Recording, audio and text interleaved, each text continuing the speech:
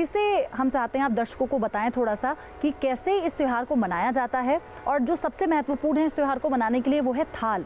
बहन क्या क्या विशेष चीज़ें उस थाल में रखती हैं जब भाई आता है और उसे तिलक करती है? जी, इससे संबंधित बहुत रोचक कथा है कि भगवान भुवन भास्कर सूर्य, महाराज मनु के पुत्र सूर्य की दो पत्नियां हैं। एक का नाम संज्ञा है और दूसरी का नाम छाया है। संज्ञा के दो संतानें हैं, एक बेटी और एक पुत्र है। पुत्र का नाम यम और कन्या का नाम यमी है। भगवान सूर्य का तेज ना सहन करने के कारण अपने प्रतिरूप में छाया को वहाँ स्थापित करके संज्ञा वहाँ से चली जाती हैं, और छाया जो संज्ञा के पुत्र हैं यम और यमी, उनसे बहुत ज़्यादा स्नेह नहीं करती। लेकिन चूंकि दोनों सगे भाई बहन थे, इसलिए अपार प्रेम था दोनों के बीच में।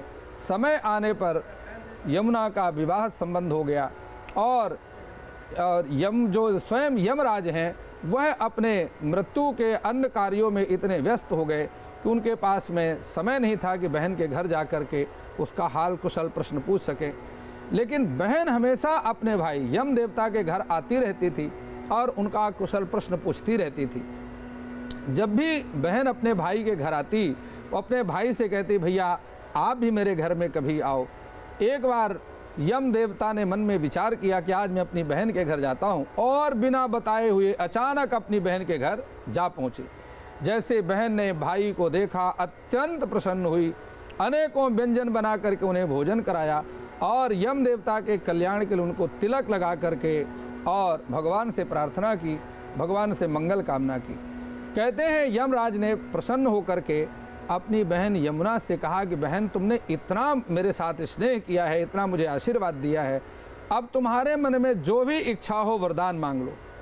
जब वरदान मांगने की बात भाई ने कही तो यमुना ने कहा, भैया आपसे मुझे वैसे तो कोई वरदान नहीं चाहिए, लेकिन अगर आपने कहा है तो मैं आपसे वरदान मांगती हूँ कि आप आज के दिन कार्तिक शुक्ल द्वितीया के दिन हमेशा मेरे घर में आया करेंगे और मेरा आतिथ्य स्वीकार करेंगे। जो भाई आज के दिन अपने बहन के घर जा कर के उनका आतिथ्य स्वीकार करे और अपनी बहन के हाथ का बना हुआ भोजन करे, आप कभी उसे कोई दंड नहीं देंगे और आपका कोई भय उसको नहीं रहेगा। हमेशा भाई बहन के बीच में सम्मान और स्नेह बना रहेगा। यमराज इस प्रकार से मनोरथ पूर्ण करने वाला वरदान दे करके वहाँ से चले जाते हैं, और यमराज ने कहा कि आज के बाद जो भाई अपनी बहन के हाथ का भोजन करेगा, अपनी बहन को उपहार देगा और बहन का आशीर्वाद लेगा, उसे यमदूतों से कभी कोई भय नहीं रहेगा। यह बड़ी पवित्र कथा है, और इस कथा को श्रवण करके इस पावन त्योहार का, इस पावन पर्व का महत्व भी स्पष्ट हो जाता है। शास्त्री जी, थाली के बारे में भी बताइए। पूजा की थाल जो बहन तैयार करती है उसमें विशेष वो कौन कौन सी चीजें हैं जिन्हें रखना जरूरी होता है? देखिए, बहुत बिल्कुल ठीक आपने पूछा। सबसे पहले मैं आपको बता देता हूँ कि ये हमने जिस प्रकार से चौकी लगाई है, ये लकड़ी की चौकी बहुत आवश्यक है, और लकड़ी की चौकी पर बिठा करके ही बहन अपने भाई का जो है वो दीर्घायु की कामना के लिए, मंगल कामना के लिए बिठा करके उसको तिलक करती है।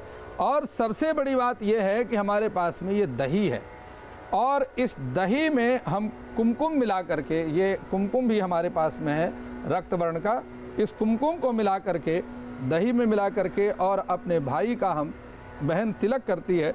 और यह रक्षा सूत्र तो आप सभी जानते ही हैं। इस रक्षा सूत्र का अत्यंत महत्व है।